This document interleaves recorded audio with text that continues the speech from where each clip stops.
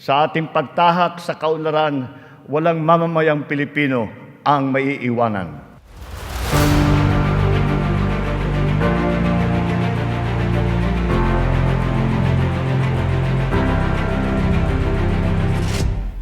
Ilang linggo na lang, muling haharap si Pangulong Ferdinand R. Marcos Jr. sa mga Pilipino.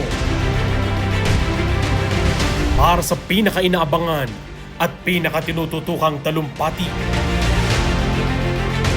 ang kanyang ika-4 na State of the Nation Address o SONA. Kanyang ibabahagi ang mga napagtagumpayan, programa at prioridad ng Marcos Administration.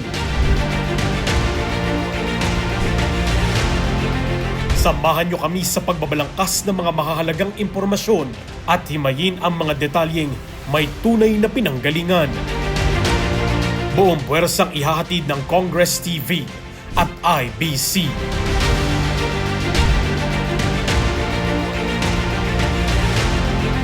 Kasama ang mga dating mambabatas na sina Attorney Migs Nograles, Attorney Jill Bongalon,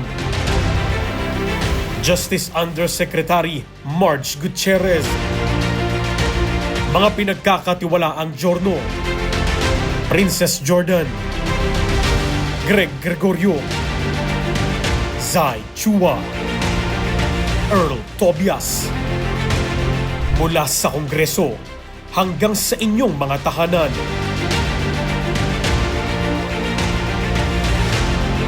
Abangan ngayong Hulyo 28 ang SONA 2025 special coverage. Dito lang sa Congress TV at IBC.